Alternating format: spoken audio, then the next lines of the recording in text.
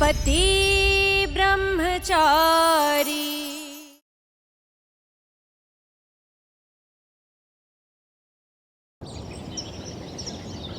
किसने किया तेरा ये हाल? किसने मारा मेरे बेटे को? नाम बता उसका, नाम बता बेटा।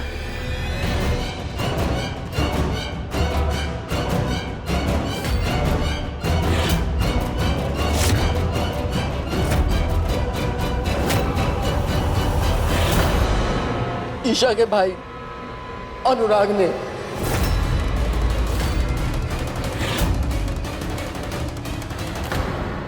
देखिए पूरन जी, अब आप हमसे पैसों की कोई उम्मीद मत रखिएगा। हम आपको पैसे दे रहे थे ताकि हमारी ईशा वहाँ खुश रहे, उसे कोई तकलीफ ना हो। ना तो हमारी ईशा वहाँ खुश है और ना ही उसे वो जिंदगी मिल पा रही है जो उसे हमारे घर में मिल रही थी।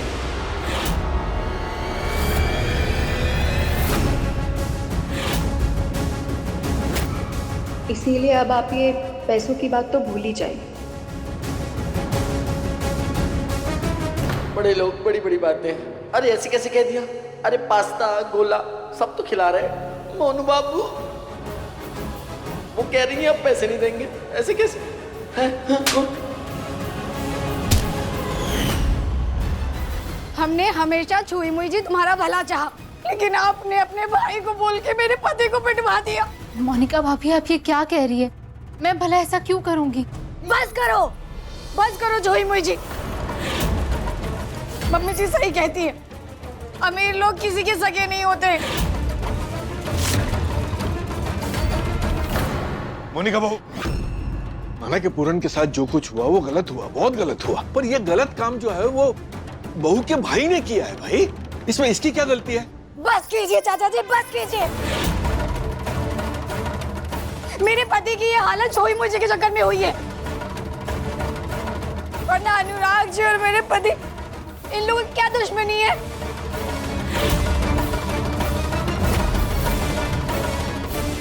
देवर जी, जो कुछ भी हुआ उसकी जिम्मेदार ये महारानी जी है। अगर सब भूल गए हो तो एक बार याद दिला दूं कि बहू इस घर में अपनी मर्जी से नहीं आई थी। आपका ये लाडला जबरदस्ती लेकर आया था उसे यहां।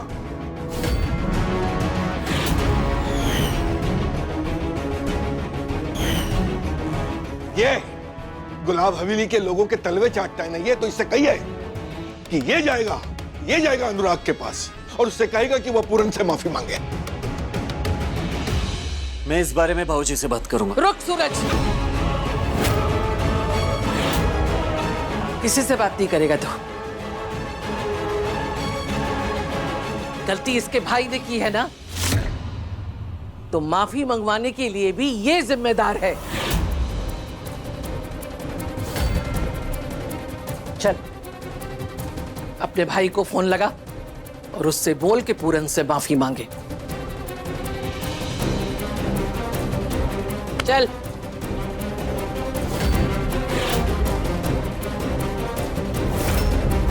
एक मिनट रुको। अरे आपकी मांगी बेबुनियाद है भाभी। मतलब जो भाई ने किया उसके लिए बहन गिड़गिड़ाए, ये तो गलत बात है ना। मतलब इसके लिए आप बहू पर जोर नहीं दे सकते। भगवान ना करे अगर अदिति के ससुराल वालों ने ऐसे ही किसी बात का जोर डाला तब आपको अच्छा लगेगा? अगर अदिति के मायके वालों से गलती हुई तो अदिति को भी अपने भाई से माफी मंगवानी पड़ेगी। अरे फोन तो इसे हर हाल में करना होगा और अपने भाई से माफी भी मंगवानी पड़ेगी। चल फोन कर फोन।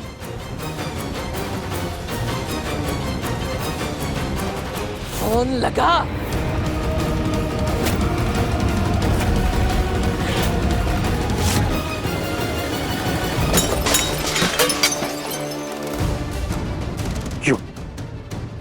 क्यों किया खुशबू? क्यों?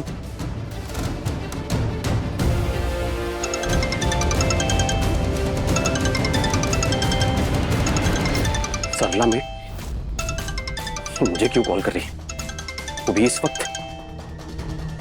हाँ बोलो, क्या बात है? भैया मैं ईशा बात कर रही हूँ। भैया आपने आज मेरे जेठ जी पर हाथ उठाया, क्या मैं जान सकती हूँ आपने ऐसा क्यों किया? क्या वो तेरा जेठ है? हाँ भैया, मैं उन्हें बड़ा भाई मानती हूँ आपकी तरह। भैया आपने उन पर हाथ उठाकर बहुत गलत किया। इस गलती को सुधारने के लिए आपको उनसे माफी मांगनी पड़ेगी भैया। मुझे ऐसा कहने की हिम्मत करने से पहले उस 2 कौड़ी के इंसान से पूछना चाहिए था कि मैंने उसके साथ ऐसा क्यों किया। भैया बात कितनी भी बड़ी हो, बातचीत से सुलझाई जा सकती है। भैया आपने हाथ उठाकर बहुत गलत किया, आपको उनसे माफी मांगनी पड़ेगी। तू जानती है ना कि गुलाब हवेली के मर्द किसी से माफी नहीं मांगते, और भले ही वो तेरा ससुराल हो। हमारा नौकर है वो, और मालिक नौकर से माफी मांगे ऐसा न कभी हुआ है और न कभी होगा। और दोबारा फोन करने से पहले उस पूरन से पूछना कि वो खुशबू के साथ क्या करता है। भैया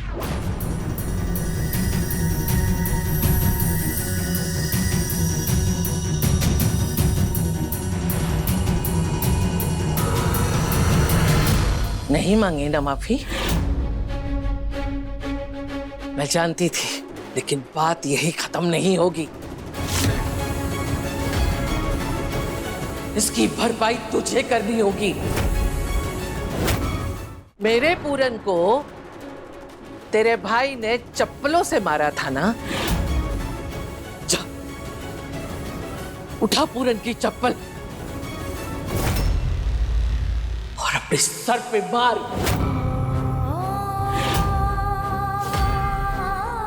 इतना ही नहीं, उसके सामने नाक रगड़कर माफी मांग।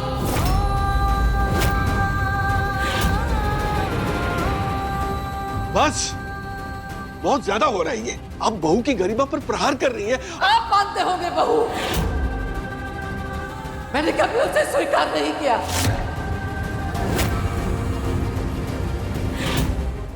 मेरे बेटे का ये हाल इसकी वजह से हुआ है।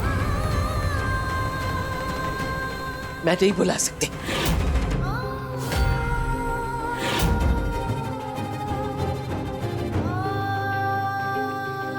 उठा चप्पल, जा उठा पूरन की चप्पल।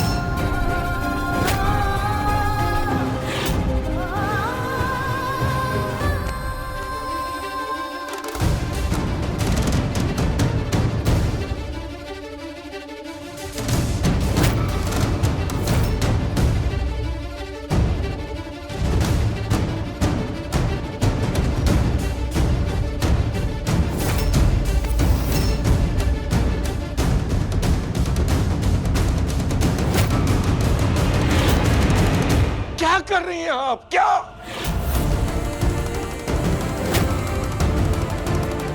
इस घर में आपको तकलीफों का सामना करना पड़ता है, और मैं भी आपको पूरे दिन परेशान ही करता रहता हूँ ताकि आप चली जाए यहाँ से, लेकिन आपकी ऐसी बेइज्जती कभी नहीं चाहिए मैंने। रुक जा बेटा, रुक जा। किसी की भी बात सुनने की जरूरत नहीं है। मेरे भैया की गलती है, इसकी सजा मिलनी चाहिए। अरे पर बेटा, पापा जी प्लीज। अब इस छुई मुई को सजा मिलेगी, तभी सुकून मिलेगा। मार मार के भरता बना दिया मेरे बाबू का।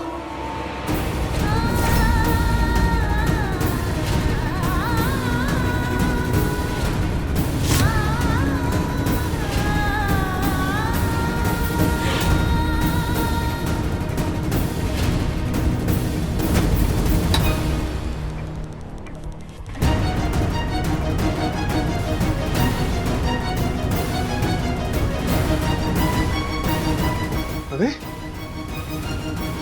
ये लाइट कैसे चली गई?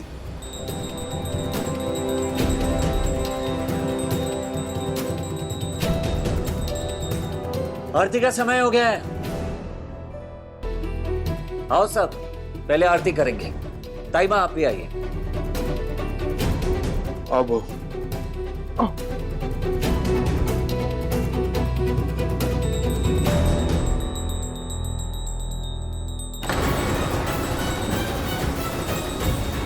आज आज तो सूरज ने पूजा के बहाने से तुझे बचा लिया, लेकिन मैं तुझे नहीं छोड़ूंगी।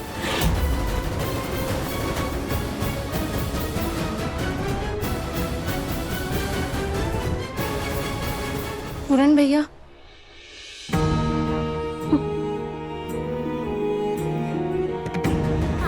पूरन भैया, पूरन भैया, मैं अपने भैया की तरफ से आपसे दिल से माफी मांगती हूँ। सॉरी। नहीं ईशा, तुम ये सब मत करो।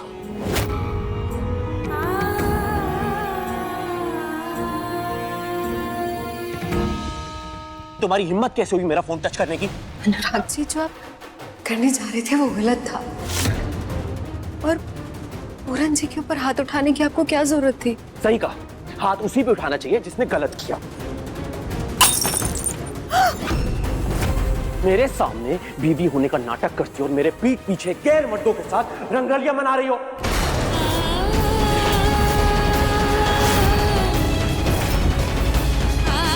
अनुराग जी,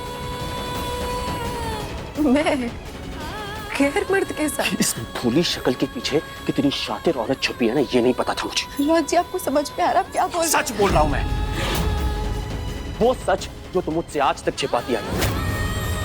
मैं जानता हूं कि ये मेरा बच्चा नहीं है, उसी का है, क्योंकि मैं तो बाप बन नहीं सकता ना। बस कीजिए, बस कीजिए अनुराग जी, बस कीजिए। आपको शर्म आनी चाहिए। अपनी बीवी के ऊपर इतना घटिया इल्जाम लगा रहे हैं आप। इस बच्चे के बारे में जानना चाहते हैं ना आप? ये हमारा बच्चा है अनुराग जी। मैं मां बनना चाहती थी। मुझे हमारा बच्चा चाहिए था, इसलिए मैंने IVF का सहारा लिया, ताकि हमें अपना बच्चा मिल सके। आपको अगर भरोसा नहीं हो रहा ना, आप एक मिनट रुकिए। ये देखिए कि ये हॉस्पिटल के बिल्स हैं, ये रिपोर्ट्स देखिए।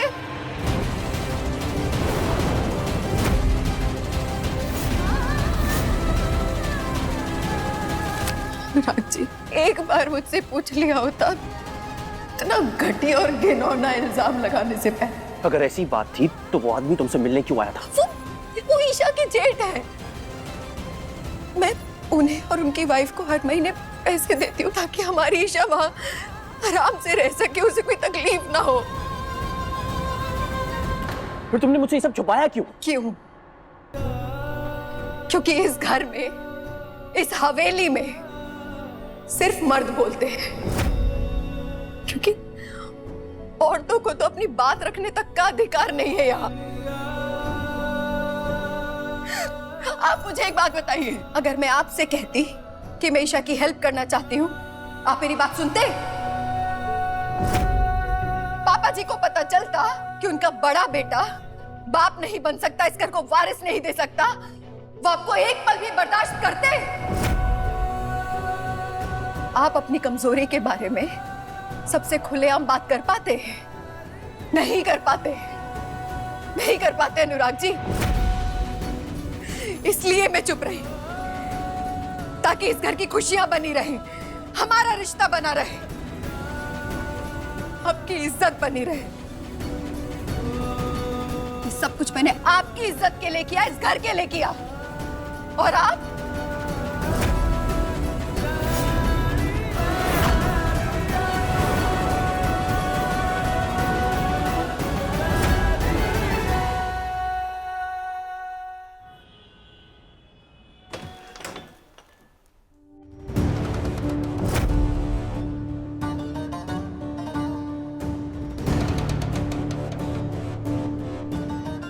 क्या बात है सरजू?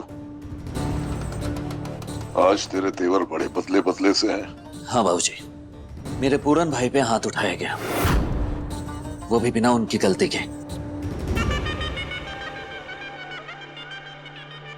साफ साफ बता, बात क्या है? किसने हाथ उठाया तेरे भाई पे? अनुराग भैया ने। उन्होंने ही पीटा है मेरे पूरन भाई को। अगर अनुराग भैया को किसी बात की नाराजगी थी तो वो मुझसे बात करते। हाथ नहीं उठाना चाहिए था उन्हें। ये गलत है। आप मेरे बाबूजी हैं, मैं आपकी बहुत इज्जत करता हूं बाबूजी, इसलिए सबसे पहले मैं आपके ही पास आया।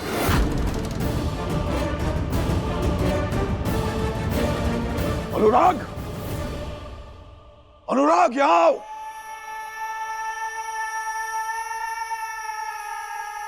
जी बाबू। अब जो मैं पूछूं सिर्फ हाँ या ना में जवाब देना। अनुराग, क्या तूने सरजू के भाई पे हाथ उठाया? वो ईशा की जेठ है। मैं उन्हें और उनकी वाइफ को हर महीने पैसे देती हूँ ताकि हमारी ईशा वहाँ आराम से रह सके, उसे कोई तकलीफ ना हो। पापा वो एक छोटी सी गलतफहमी हो गई थी, उसके बाद मैं अपने गुस्से पे कंट्रोल नहीं कर पाया। कैसी गलतफहमी?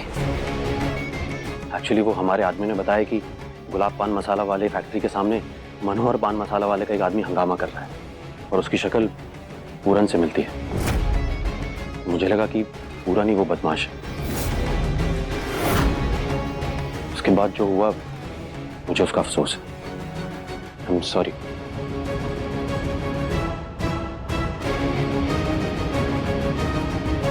इतनी बड़ी गलती कैसे हो गई तुमसे? रहने दीजिए बाबूजी, जाने दीजिए।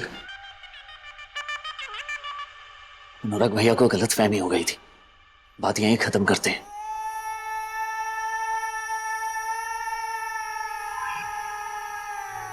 एक बात याद रख अनुराग, आज के बाद सरजू के परिवार को खरोच भी आई ना तो सरजू शायद तुझे माफ कर दे, लेकिन मैं माफ नहीं करूंगा, समझा तू? ठीक है बाबूजी, मैं चलता हूं। ठीक है अनुराग भाई।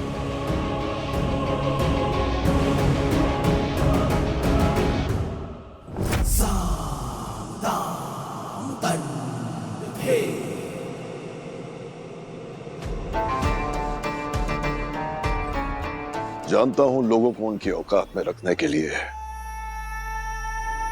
उन्हें डराना धमकाना जरूरी है, लेकिन सरजू और इसके परिवार पर हाथ डालते वक्त जरा सावधानी से। सरजू ताश के पत्ते का वो जोकर है जिसे हम जब चाहे जैसे चाहे इस्तेमाल कर सकते हैं। इसे अपना बना के रखो कि वो मोहरा है जो बाजी जिता भी सकता है और बाजी हरा भी सकता है।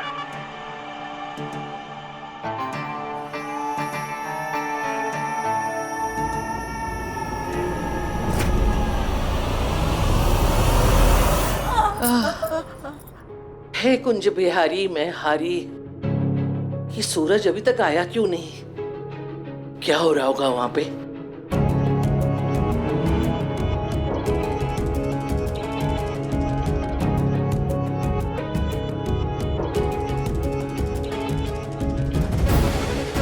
सूरज, क्या कहा उन लोगों ने? क्यों मारा मेरे पूरन को? ताइमा, उन्हें गलतफहमी हो गई थी और अनुराग भैया ने माफी भी मांग ली है। आप चिंता मत कीजिए।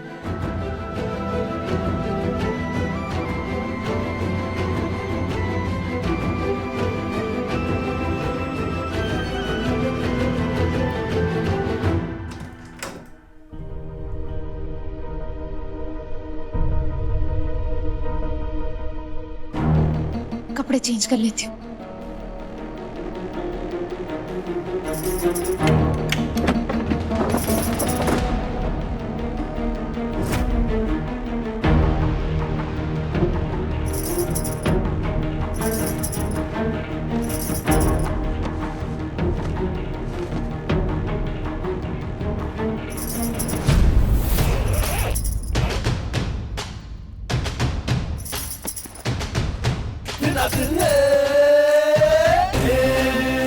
देर से ही सही, अकल आ ही गई आपको। नहीं मतलब मेरा मतलब है कि आपने बिल्कुल सही फैसला लिया है। जो कुछ भी हुआ घर में उसके बाद आपका चले जाना ही सही है। आप बिल्कुल चिंता मत कीजिए, मैं खुद आपको बाबूजी के घर छोड़ कर आऊंगा। अकेले नहीं जाने दूंगा आपको। मैं बड्डे को अभी कॉल करके कहता हूँ कि बाइक में पेट्रोल भरवा दे, साथ में छोड़ देता हूँ। पर सुनो ईशा जी, कुछ मत कहिए। समझता हूँ, जानता हूँ मैं आपको। इतने दिनों में आपने कितना कुछ झेला है यहाँ पे। बिल्कुल टेंशन मत लीजिए, बस कुछ दिनों की बात है। उसके बाद सारी बातें आपके दिलो दिमाग से निकल जाएगी। आप बिल्कुल निश्चिंत होके हैप्पी स्माइल फेस करते हुए यहाँ से जाइए। मैं आपको खुद ड्रॉप करने चलता हूँ। पति ब्रह्मचारी जी, हाँ। ब्रह्मचारी अपना टेप रिकॉर्डर बंद करेंगे, तभी मैं अपनी फीलिंग्स एक्सप्रेस कर पाऊंगी। बैग में देखो।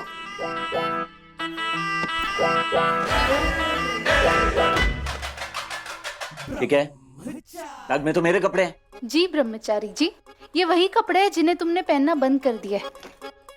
बहुत जगह भी घेर रहे थे और मेरे कपड़ों के लिए जगह ही नहीं थी, तो मैंने सोचा कि मैं इन्हें बैग में पैक कर दूं। पतिव्रता हो, इतनी आसानी से साथ थोड़ी छोड़ूंगी। चुड़ैल भी बिल्कुल उसी तरह चिपकती है जैसे कि आप मुझसे चिपक गए हैं। समझ रही हैं? इस बैग में मेरे कपड़े नहीं बल्कि आपके कपड़े होने चाहिए। आप अपने कपड़े रखिए और बाबूजी के घर जाइए प्लीज। जाइए।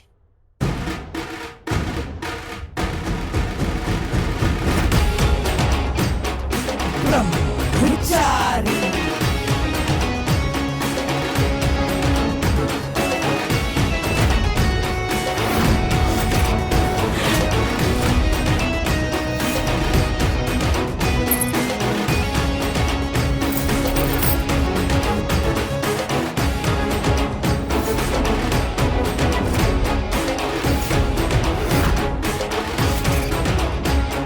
मैं यहाँ से कहीं नहीं जाने वाली।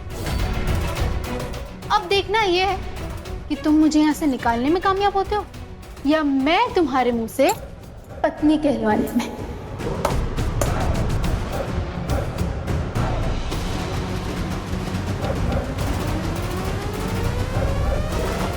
किसी ने आपको इसके पहले बताया नहीं क्या? हाँ? कि आप आधी नहीं पूरी पागल है। पागल तो मैं हूं, पर रिश्ते निभाने के लिए और तुम्हारे जैसा पति पाने के लिए।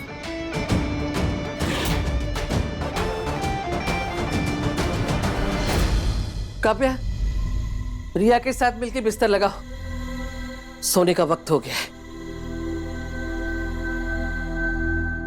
थैंक गॉड, सारा मामला क्लियर हो गया। बाबू उधर दिखाओ। देखा बाबू, सूरज ने भी क्या कहा। गलती से कूट दिया था उन्होंने मेरे को। तुमने खामोखा इतना बखेड़ा खड़ा कर दिया। अब ये सब छोड़ो, ये सोचो कि खुशबू जी को मनाएंगे कैसे, वो पैसे कैसे आएंगे अब? अरे चूल्हे में पड़े ऐसे पैसे, कोई मेरे बाबू को मारेगा तो कंट्रोल नहीं होगा। मैं मार दूंगी। बेबी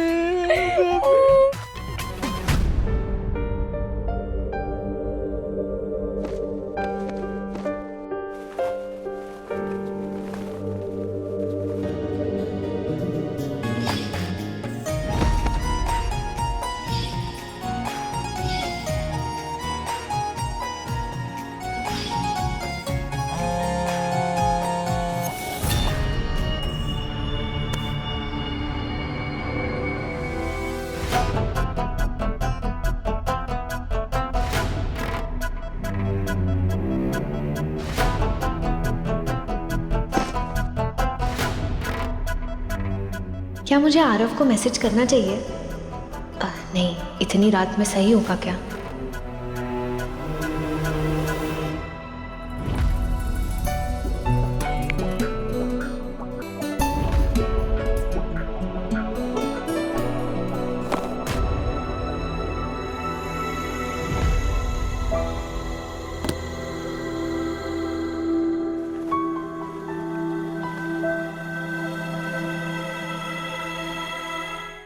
रिया, इंटरव्यू कैसा गया?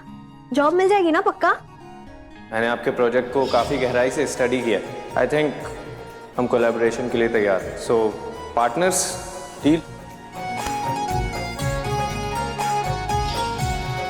शायद अब मुझे जॉब करने की जरूरत ही ना पड़े।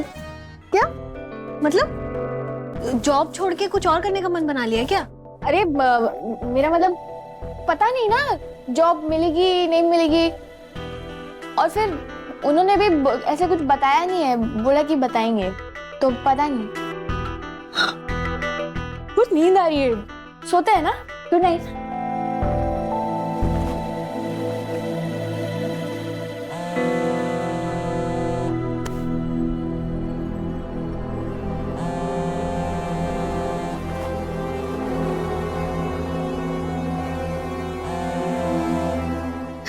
कहाँ थे सुबह से? मैंने आपको कितने मैसेज किया, आपने जवाब नहीं दिया। मैंने आपको कॉल भी किया, आपने उसका भी जवाब नहीं दिया। फिर मैंने सोचा कि मैं आपको मैसेज करूं, पर फिर लगा कि बहुत देर हो गई है। आप कहाँ थे? आप ठीक तो है ना? मुझे बहुत टेंशन हो रही है आपकी। काव्या सांस तो लो। बिना सांस लिए कितने सवाल पूछती हो तुम? मैं ठीक हूँ, टेंशन मत लो। पर वैसे भी तुमने मुझे इतनी मेहनत और मोटिवेशन के साथ ठीक किया, इतना जल्दी मुझे कुछ नहीं होगा।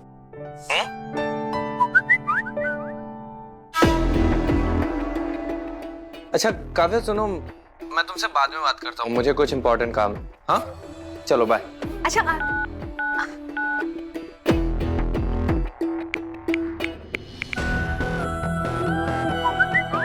आपसे पहली मुलाकात अच्छी थी।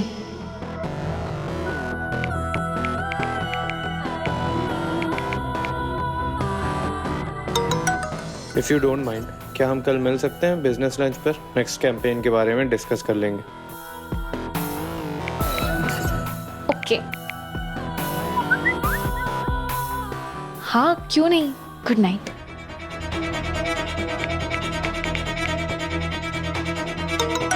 Good night.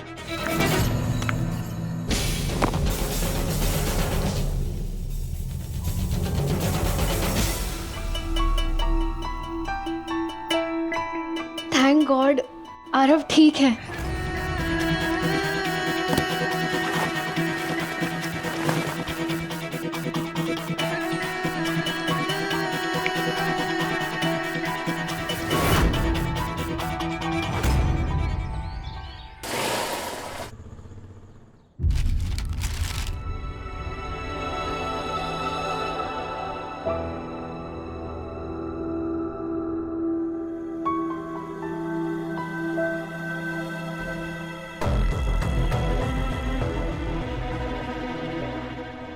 आज के दिन ये भोग प्रसाद का थाल लड़कियों के मायके से ससुराल भेजा जाता है। इसी थाल से लड़कियां ससुराल में पूजा करती हैं। अदिति, आज की रसोई इसी से पकाना बेटा। हाँ हाँ माँ।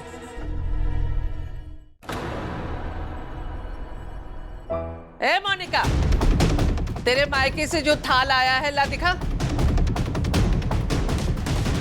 ला दिखा। हे भगवान, सब सामान रखा हो घर वालों ने। नहीं तो मायके की तानी मार मार के मम्मी जी मेरा मच्छरदानी बना देंगी।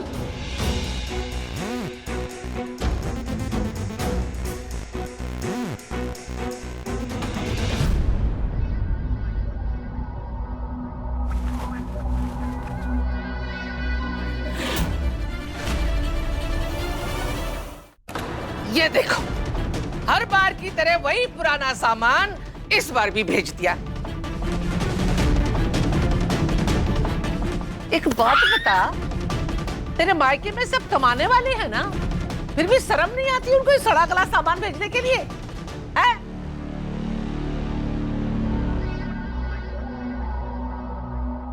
तानी तो ऐसे मार रही जैसे खुद की बेटी को मावे और मिश्री डाल के दी है।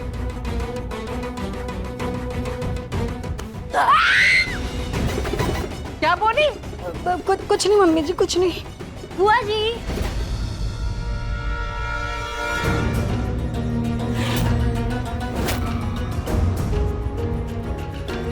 बिंदिया, एक सेकेंड, मैं भी है।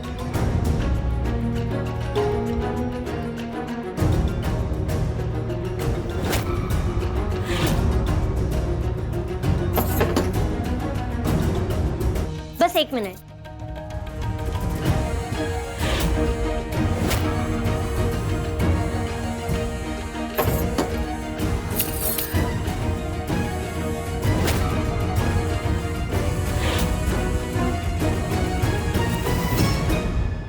अरे इतना सब लाने की क्या जरूरत थी? बुआ जी, भले ही मेरी अभी तक शादी नहीं हुई, पर मैंने खुद को इस घर की बहू मान लिया है।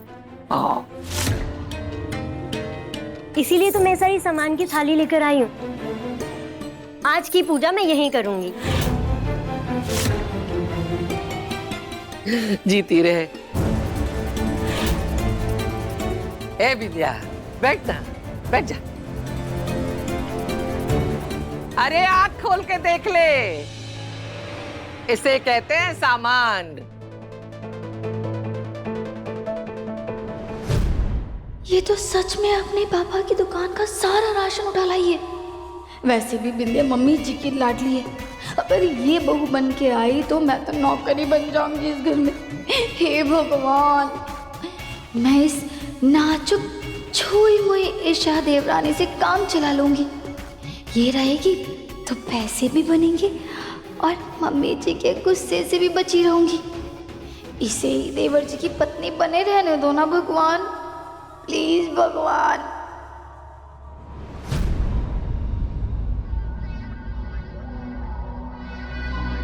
मम्मी जी, ये जो बहू नहीं है उसके घर से कितनी सारी थालियां आई हैं, और ये जो खुद को बहू कहती है, इसके मायके की थाली कहाँ है? कहाँ है मम्मी जी?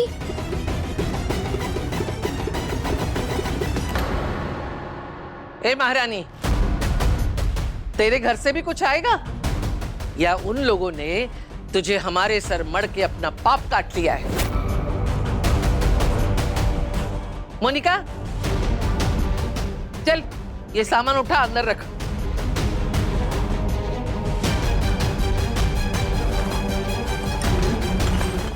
अगर माँ होती तो अपने हाथों से मेरे लिए पूजा की थाली लगा कर भेजती। गुलाब हवेली में किसे कहूँ सामान भिजवाने के लिए।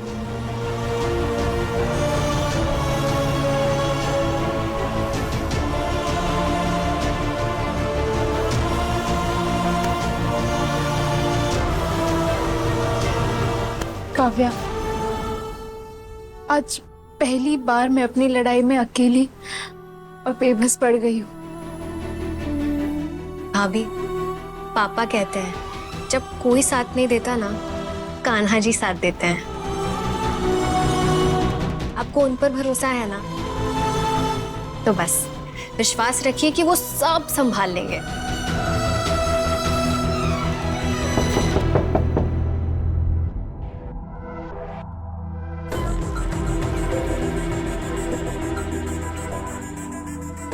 ये बैंड पार्टी कहाँ घुसे चली आ रही है? ये थाल ईसा बेबी के लिए गुलाब सिंह जी ने भिजवाया है।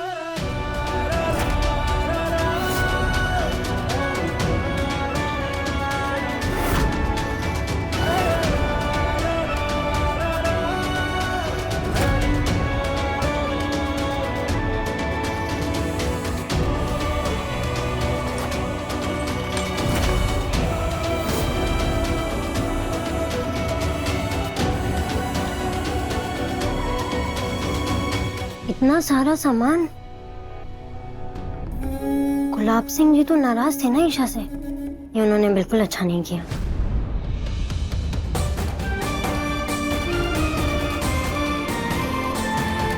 Thank you Kanha ji, thank you.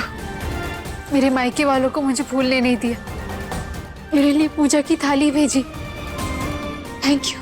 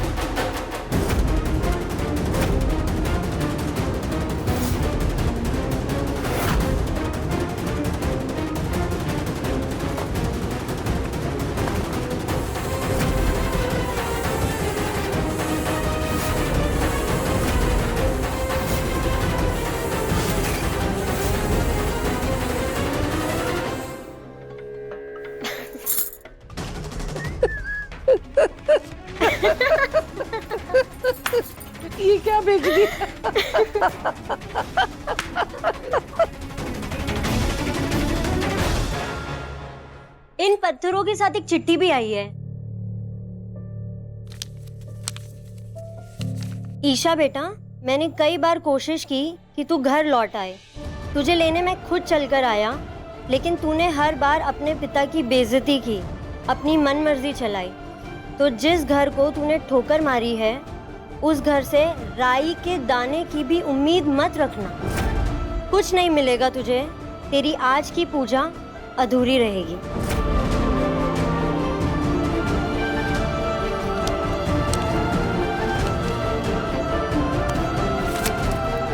तुम्हारी आज की पूजा तो होने से रही, पर तुम एक काम कर सकती हो। जब मैं और सूरज साथ में पूजा करेंगे ना, तुम दूर खड़ी रहकर देखना।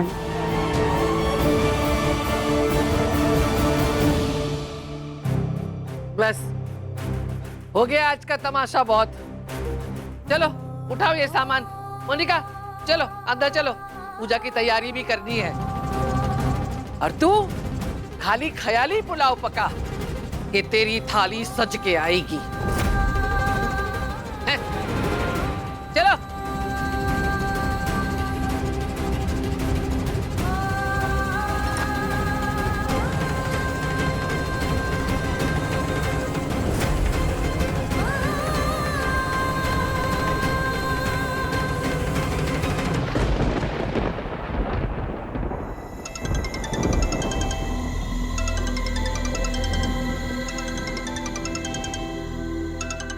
सूरज के फोन पे भाभी का फोन।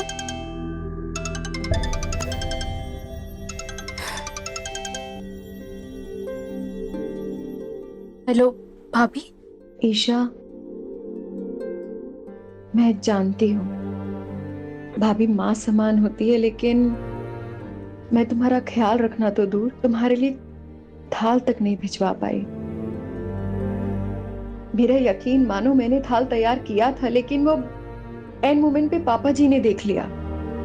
भाभी, मैं जानती हूँ आपने मेरे लिए पूजा की थाली जरूर बनाई होगी, पर भाभी मैं ये भी जानती हूँ कि जब एक बाप के दिल में बेटी के लिए बदला लेने की भावना बड़ी हो जाती है ना, तो उनके आगे किसी की नहीं चलती। और उस दिन जब मैं तुम्हारे घर आई थी और मैंने वहां आकर तुम्हारी शादी को झुठलाया था, वो सिर्फ मैंने इसलिए किया था कि मैं चाहती थी कि तुम यहाँ पर आके आराम से रहो, तुम वहां तकलीफ में न जियो। प्लीज ईशा, वापस आ जाओ। भाभी, तकलीफें तो आप भी बहुत झेलती है उस घर में, पर आपने तो कभी अपने मायके वापस जाने के बारे में नहीं सोचा। भाभी, ठीक वैसे ही अब यही मेरा घर है और मेरी हर खुशी इस घर से जुड़ी है। और भाभी, आपने उस दिन जो मुझे कहा, मुझे बिल्कुल भी बुरा नहीं लगा, क्योंकि मैं जानती हूँ आप मेरे साथ गलत कर ही नहीं सकती। खुशबू बहू ने ईशा के लिए जो थालियां तैयार की हैं, वो बाहर भिखारियों में बंटवा दो।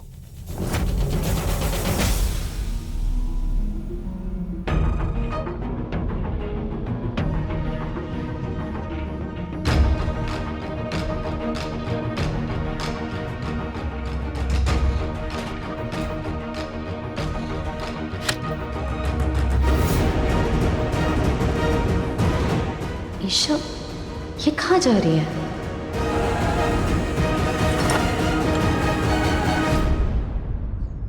मुकेश, पूजा का सारा सामान इन भिखारियों में बांट दो। और याद रहे, ईशा के नाम से बने थाल में अन्न का एक दाना भी नहीं बचना चाहिए। गुड़िया को इस घर से कुछ नहीं मिलेगा। मैं भी देखता हूं वो अपनी पूजा कैसे पूरी करती है।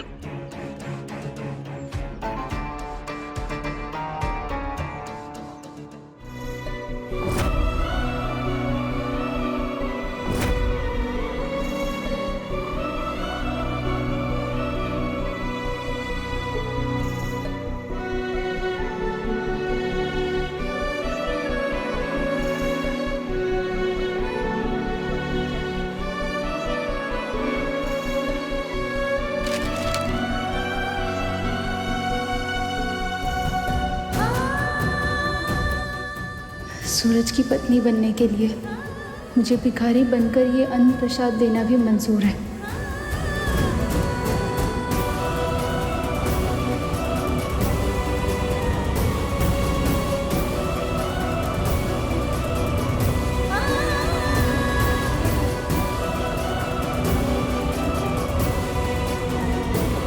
पापा, मुझे तो मेरे मायके से मिल गया अन्न का प्रसाद।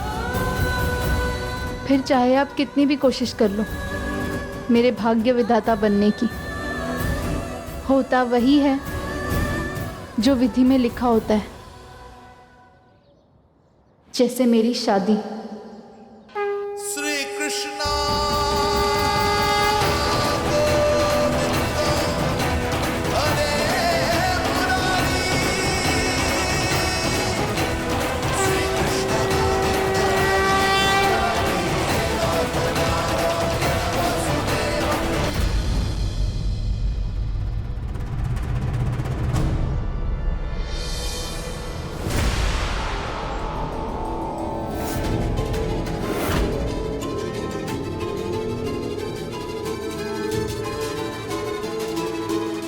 अदिति दी, आप यहाँ? आज के दिन एक बहू का अपने मायके से पूजा का सामान लाना कितना जरूरी है मैं जानती हूँ, और तुमने साबित कर दिखाया कि तुम एक सच्ची पतिव्रता पत्नी हो।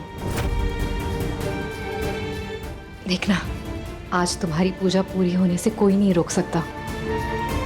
पूजा का समय हो रहा है, चले? चलो।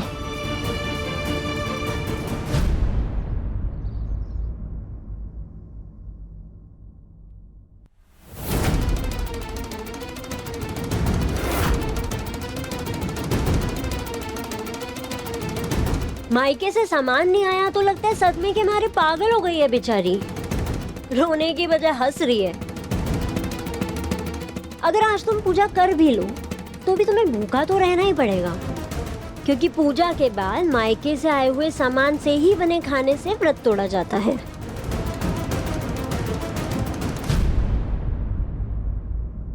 तू ईशा की फिक्र करना छोड़ दे, उसकी पूजा भी पूरी होगी और पूजा के बाद वो अपने मायके से लाए हुए सामान से अपना व्रत भी खोलेगी।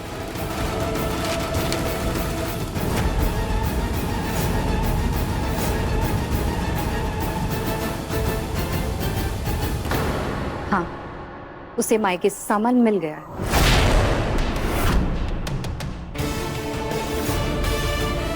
विंध्या, अगर मन में सच्ची लगन और सच्ची श्रद्धा हो ना तो भगवान खुद उसे रास्ता दिखाते हैं।